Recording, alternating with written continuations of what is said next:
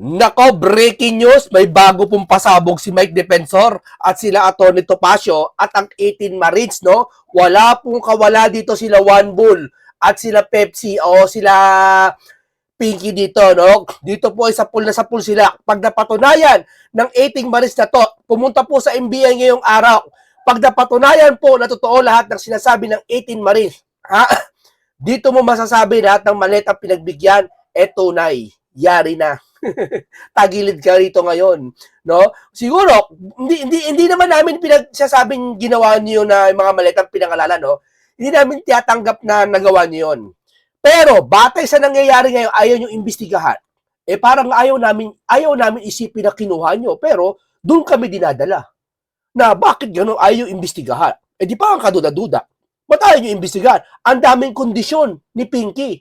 Grabe, napayes na siya ni Senator Marcoleta, di ba? Ano, papapuntay mo ba? Yes. Hindi niya lang sinabi kung kailan. Tapos ito, babawiin na naman niya. Anak ng teteng ka talaga. Grabe ka. Yan, harap-harapan tayo.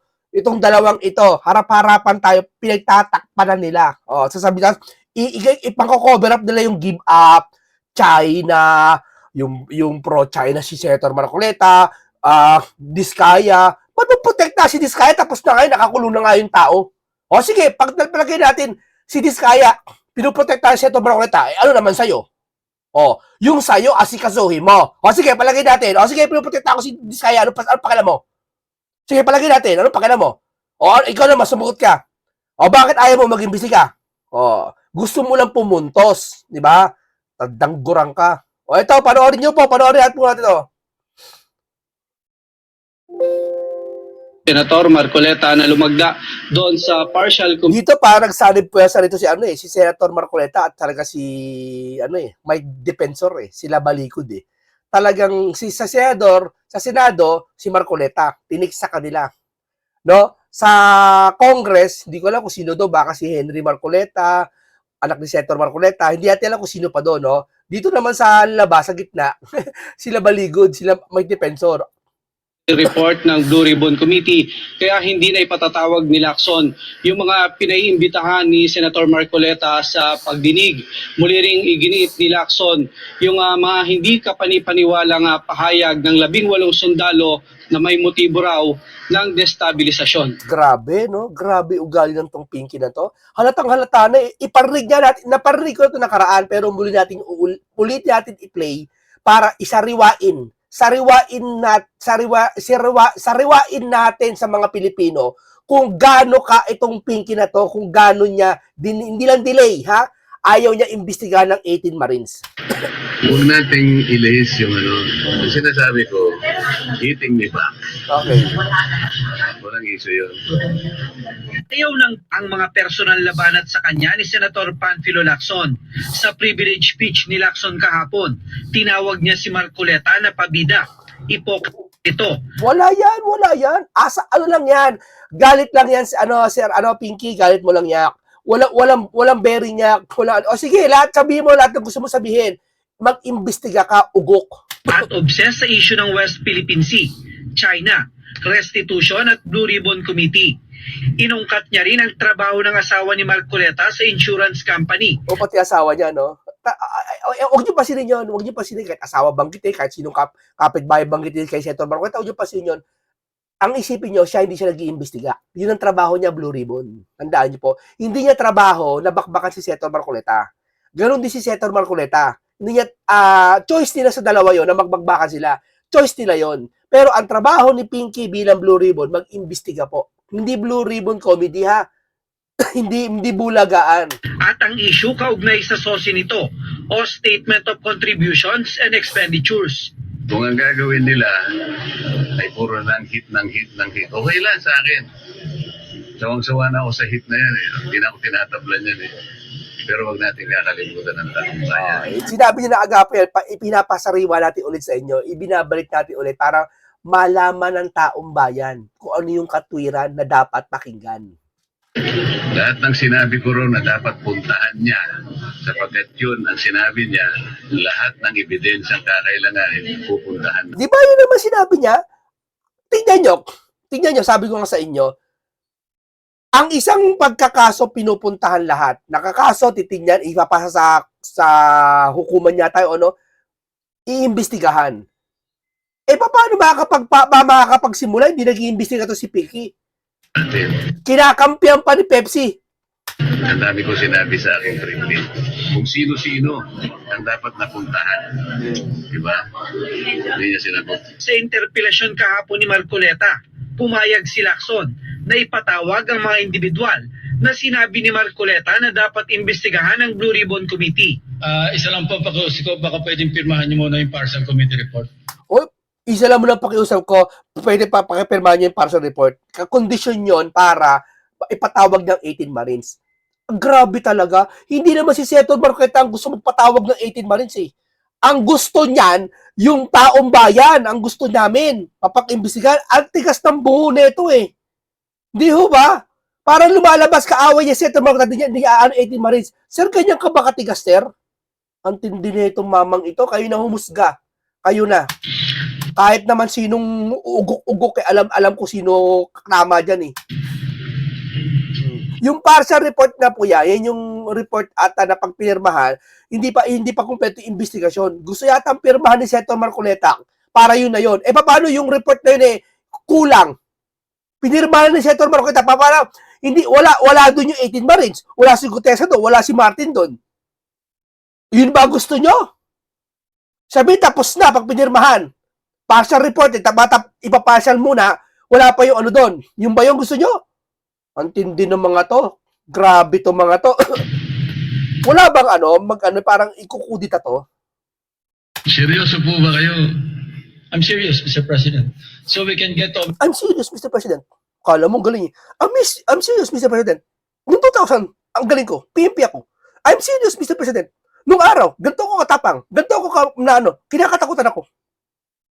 Kala mo, ganun dala niya hanggang ngayon eh. It, no?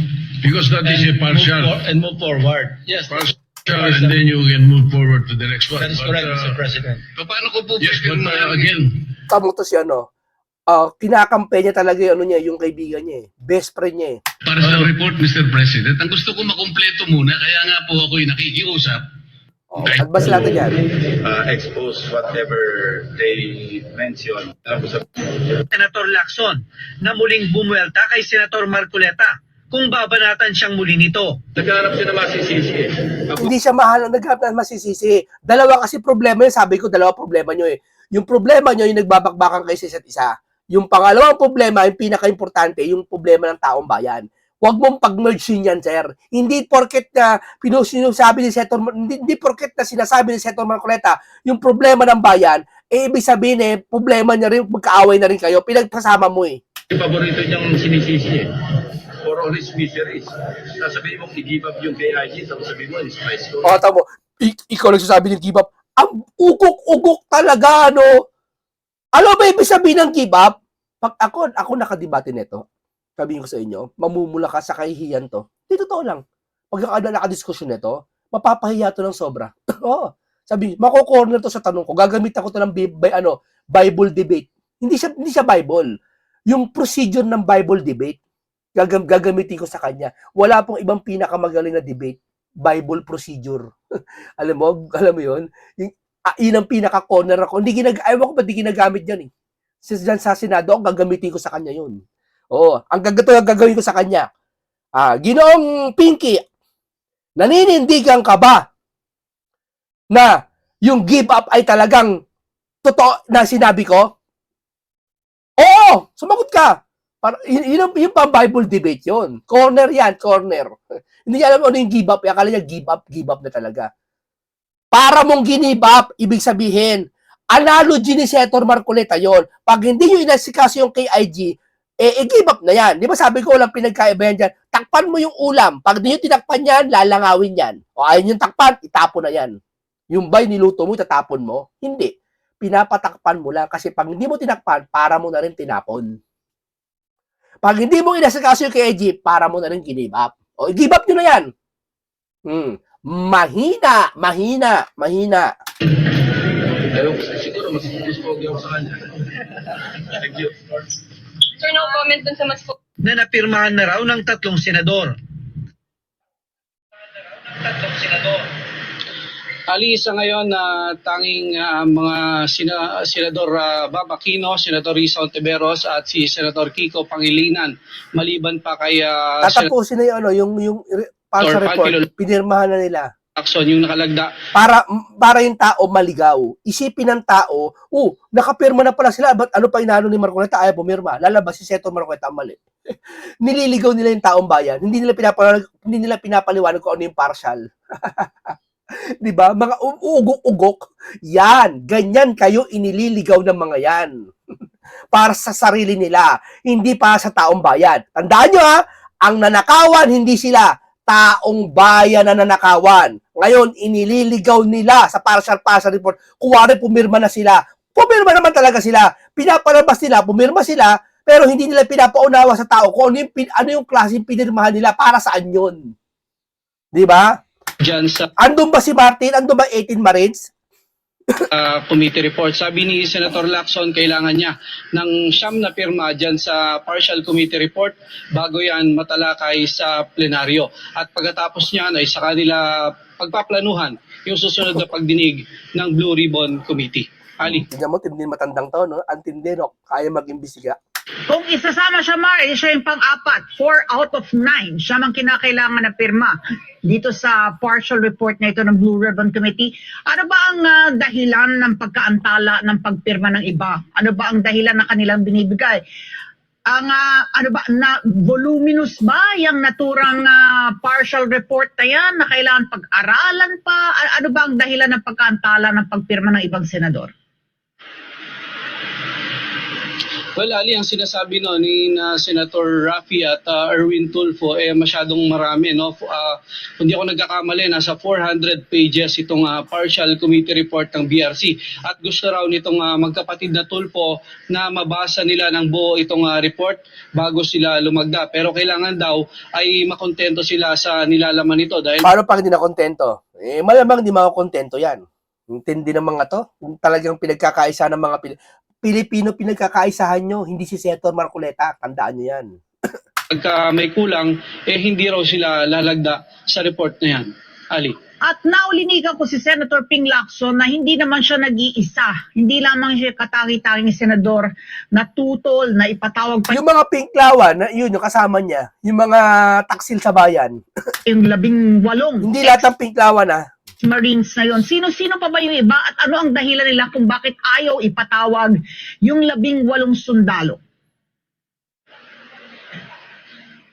Well, yun nga, no, kabilang na dyan, siyempre si Senator Vicente Soto III, yun nga, nag-aalinlangan sila doon sa credibility ng mga impormasyon na ibinabahagi daw nitong 18 sundalo. Actually, ang sinasabi ni Senator Lacson, kung nung una daw ay sinulatan siya ni Attorney Baligod patungkol sa pagtestigo nitong mga sundalo, ay posible raw na pinagbigyan niya noon. Pero nung marinig niya raw yung kwento tungkol doon sa delivery ng 805 billion pesos na cash, doon na nagduda. Tamo, nagduda siya sa 805 billion cash para daw hindi na magkakasya sa maleta yon. Kung i-repack daw, diba? Ulitin ko, i-remind ko ulit sa inyo kung i-repack daw yung 805 billion na aabutin ng 2028, oo nga naman. Pero teka muna, bakit mas kinwestiyon mo yung paglalagay ng pera sa maleta kaysa doon sa pagkuha ng pera? Hindi mo malamang iimbestigahan kung saan galing yung 805 billion? Kung paano nakuha yon? Mas nag-aalala ka doon kung paano mailalagay sa maleta? Antindi mo, Pinky. Antindi mo. Nagpapasikat ka para malaman mo ang isa't isa. Teka muna, ito lang para malaman mo ang isa't isa, imbestigahan mo sila isa-isa, tanungin mo. Paano magkasya yung 805? Anong ginawa mo? Hindi porket naisip mong matanda ka, yun na yun. May mga bagay na hindi mo kayang isipin, na isip namin. Huwag kang magpaka-perfecto. Kasi na lumalabas para perfecto siya. Pag sinabi niya na, eto na yun, pinali ko na to, verbal lang, verbal. Eto na yun, yun na yun. Hindi kasya ang 805 billion sa maleta, yun na yun. Paano kung mapagkasya ko? Ako lang mag-isa, partida. Pinky. Kaya mo ako? Kaya mo, hamulin mo ako? Kaya ko mapagkasya 805 billion sa maiksing panahon. Bibili ako ng maraming maleta. Pagkakasya ko 805 billion, i-deliver ko. Ano, kaya mo? Imbitahan mo ako. Sasabihin ko sa'yo sikreto. O, ganun din ang 18 Marines. Imbitahan mo para malaman mo kung totoo yung sinasabi mo. Itong si Senator Lacson. Ali. Saka hindi kami naniniwala sa 18, didiscredit na 18 Marines. Yung kabuuan, didiscredit mo? O sige, palagay natin yung 18. Ha?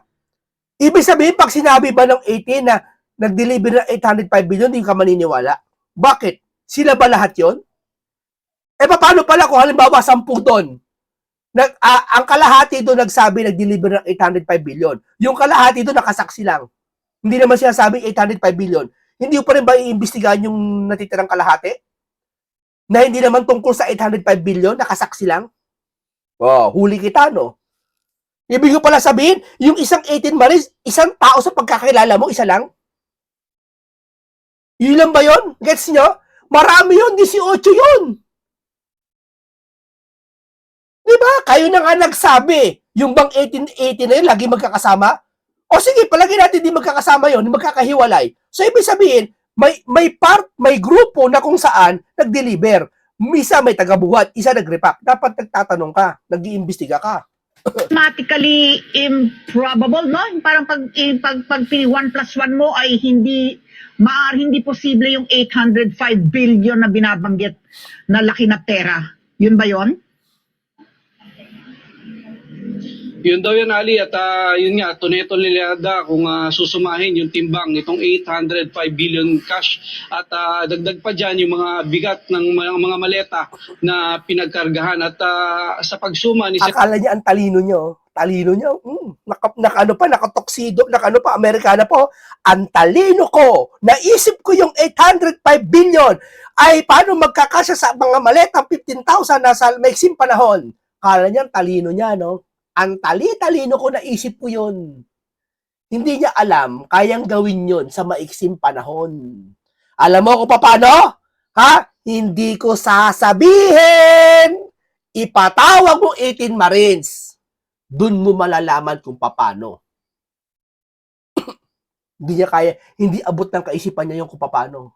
Hindi abot ng kaisipan ni Pinky kung paano. Sa loob ng ilang buwan lang, kayang i-repack ang 805 billion. Hindi ko rin sasabihin sa inyo kung paano.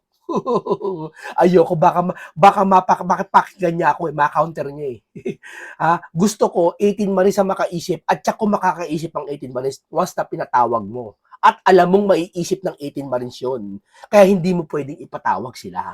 Dahil corner ka. Senator Lacson ay aabutin ng hanggang 2028 kung sinimulan yan nung 2022 yung pagdi-deliver ng mga sinasabing cash na yan. Ang sinasabi niya, wag naman daw masyadong i-exaggerate itong kwento ng delivery ng mga pera. Pero aminado si Lacson na may nawala talaga na halaga sa kaban ng gobyerno. Ali. Alright. Maraming salamat. Good morning. Ito, dito po sa SMNI Nightline, in-interview po si Mike Defensor. Pakinggan po natin ang ganda ng sinabi niya. Sa pool, si Wambul. Good morning. No, mukhang kliyente pa yung abogado ko, ah. Sir, ngayon, ano yung role mo nung 18 na sinasabi mo Marines? Itatanong ng NBI? May ano ba kayo sir doon? May role ba kayo? Ako, tumutulong ako sa kanila. Right, sir, anong klase mga tulong yung binigay natin? Hanggat kaya kong tumulong, tutulungan ko sila. Hindi ako papayag na mangyari sa kanila yung nangyari kay Gutesa. Sir, makakonfirm mo na yung... Babantayan niya si Gutesa kasi hindi nabantayan eh. Hindi nabantayan si Gutesa kaya nakuha na ano nila eh. Na-manipula nila eh. Actually, sa amin yun. Hindi naman kami hiwalay ng misis ko eh. Ginamit Ganda nila ng sir. misis niya eh. Ginamit nila saan sir? Yung sasakyan? Ginamit na for transport. For transport. For transport. Ng Transportation lang nila. Transportation nila. Marami sila, di ba? 18. Hindi sa delivery, hindi ba? Ay, hindi. Wala. Hindi naman criminal offense magpahiram ng ban siguro, no? Parang saan daw po yung ban? Ginamit ng mga tao. Ganun lang. Anong activity? Walang ganun. Nung ano ata, hindi ko alam eh, sila nag-surveillance, sinundan nga kami ng motor. Until now, sir, you're helping them with transportation. Sa ngayon sila nagpunta dito, alam ko eh. Nandiyan na ba sila? Nandito na. Nandito na sila. Sabay kami ni Levi. But I will help them as much as I can. Dahil sila nagsasabi ng katotohanan. Hindi ako papayag yung nangyari kay Gutesa. At saka yung sa akin, O, tingnan mo, pag sinabi nila, kampo nila Mike, na sila'y nagsasabi ng katotohanan, sasabihin nila Pinky, yung kampo nila, kampo ng mga, paano mo nasabi, Mike, na nagsasabi sila ng katotohanan? Unfair. Di ba? Paano nalaman nila, Mike, daw, kung nagsasabi ng katotohanan yung mga 18 Marines? Unfair. Bakit? Pag sila Pinky naman, paano nyo na naman nalaman na hindi nagsasabi ng totoo yung 18 Marines? Pag kayo, gusto nyo, kayo lang. Pag si Mike, ayaw nyo. Di mo ba? Parehas, di ba? harapin nila yung ipatawag nila sa hearing. Maganda nga yung mga pinail na sa korte para mapatunayan yung mga binabanggit nila na mali-malitang delivery. So, lumapit sila sa'yo para mapatulong talaga itong ipin. Hindi ko sila nakausap. Nalaman ko na lang nung lalabas na sila. Pero sir, kilala mo itong mga. Tapos, sir, Hindi rin eh. Hindi ko sila kilala. In fact, Sergeant Gutesa, hindi ko rin kilala. Hanggat kaya ko silang tulungan at tumingi din ako ng tulong sa publiko na kung matutulungan natin itong mga taong tutulungan natin. Dahil alam nyo naman, may pamilya to, labing malo sila, may transportasyon, may mga pangangailangan.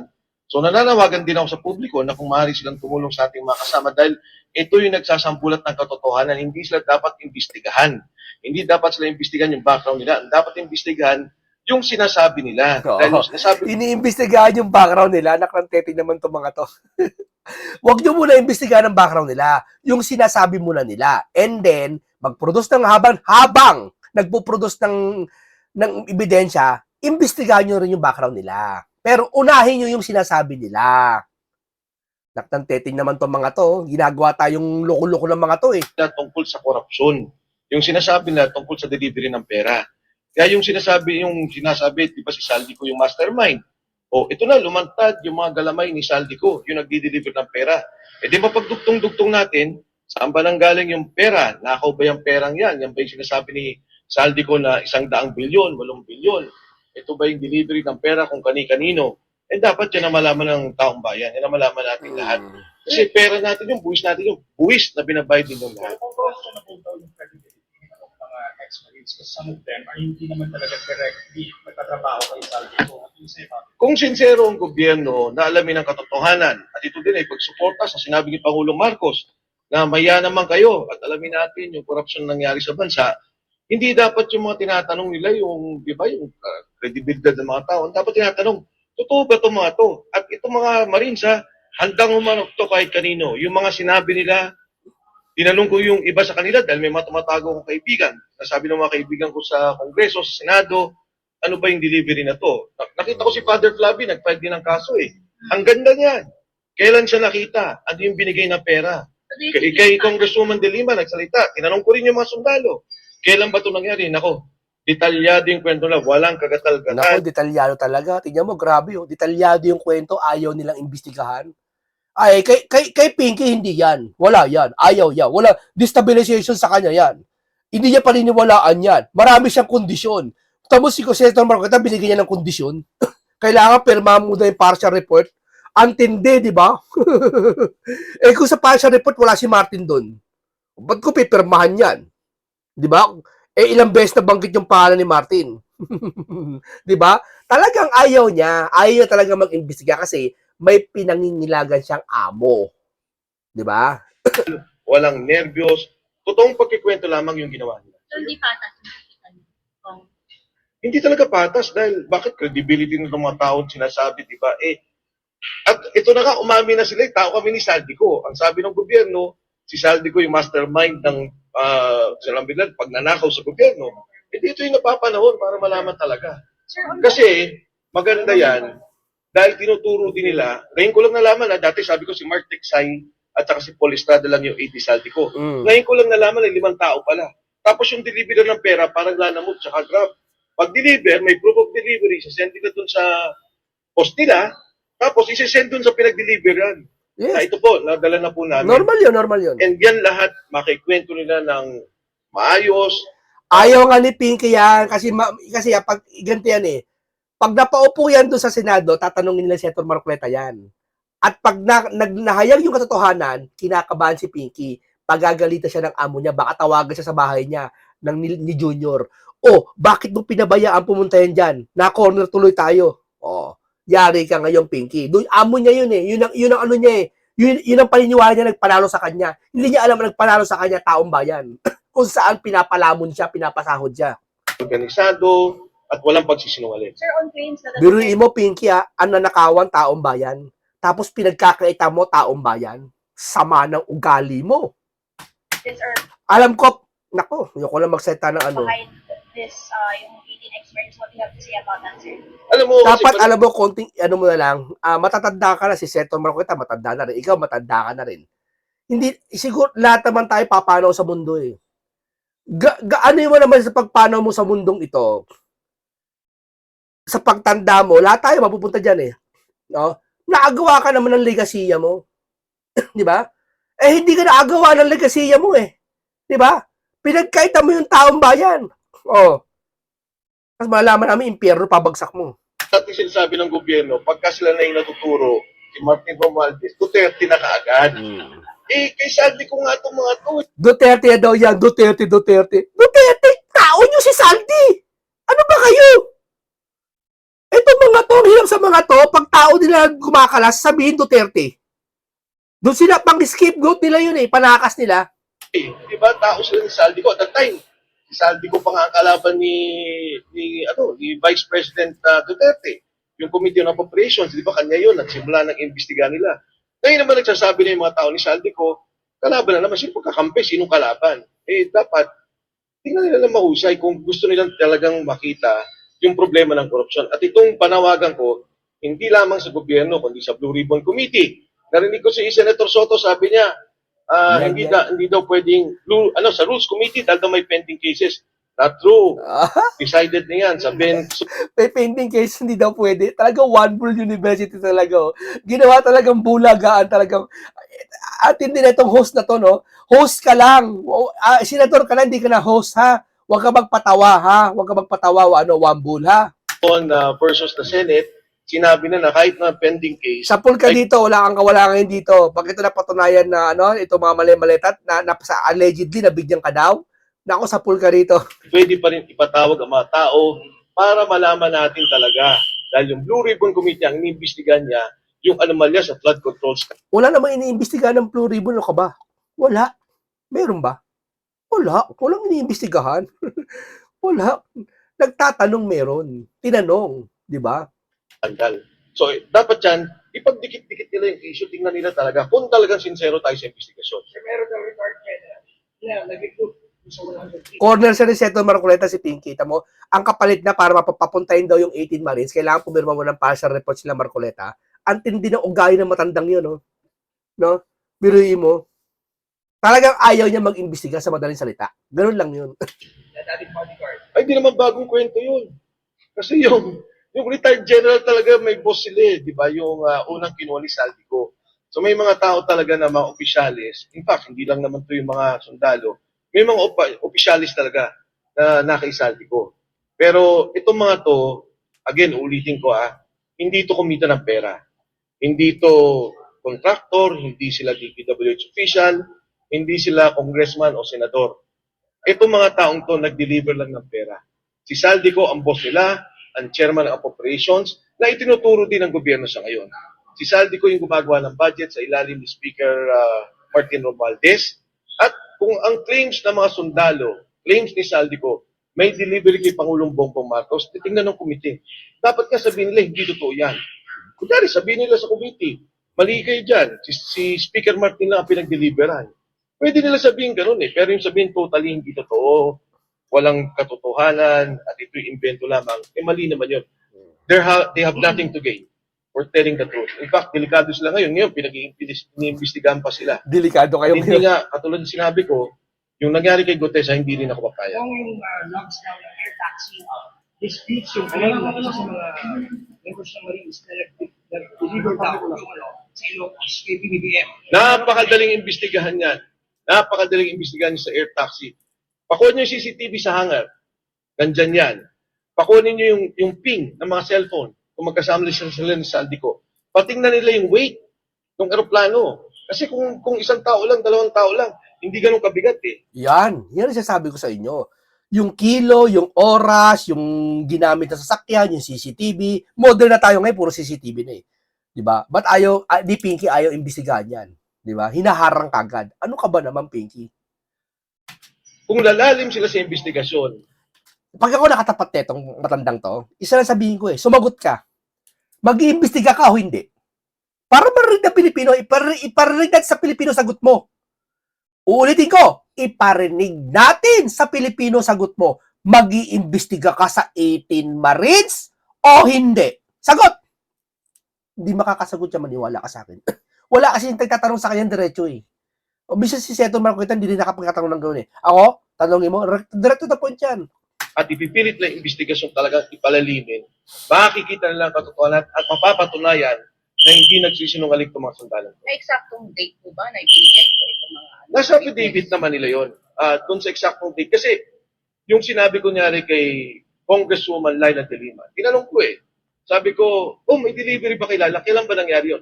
Hindi lang isang beses Hindi lang isang beses. I-describe nila sa inyo kung ano nangyari, paano nagpunta sa townhouse, paano yung pagbibigay ng pera, paano nila nakita. So, ano to? Para sa akin, hindi ito para sabihin na may politika sila, para sabihin na meron silang gustong idiin o patunayan, kundi normal na pagkikwento ng mga tao. Sir, paano nga po? Okay, maraming salamat po sa inyo. Dito talaga napatunayan natin na may pagtatakip na. Hayagan na. Hindi na para magpahalata sila. Hayagan na. Na sa atin talaga, pinamumuka sa atin na eto kami, hinaharang namin. Oo. Lahat ng lalabas, hinaharang talaga. Obvious naman Diyos ko naman. Sa natural na tao na lang. Yung lalabas ng testigo. Ang dami mong dahilan. Saka nakakita maraming dahilan. Maraming, hindi ito totoo. Paano mo naman ito totoo? Tinanong mo na ba yung tao? Ikaw papayag ka, yung isang testigo, hindi mo pa tinatanong, nakita mo lang, naringgan mo lang sa iba, hindi mo tinatanong ng personal, sasabihin mo, hindi totoo yan. Diba? Hindi ng mamang ito. Okay, maraming salamat sa inyo. Mag-ingat kayo, ganito lang po muna. Isang masustansyang usapan, isang na matututunan talakayan. Mag-ingat kayo, lalo mga OFW dyan sa Middle East, mag-ingat lagi kayo dyan, ha? Wala tayo ngayon kakampi. Ang hirap kumarap na kakampi ngayon.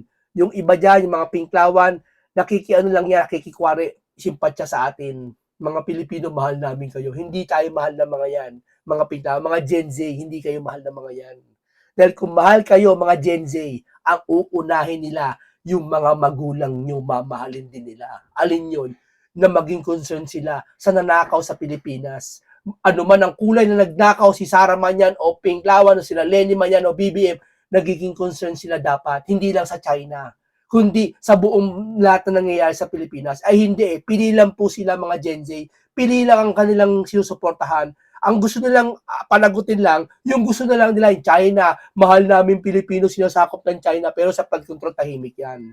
Kung talagang mahal kayo mga Gen Z, dapat mga magulang nyo uunahin mahalin. Tandaan nyo yan. Maraming salamat. Paalam po sa inyong lahat.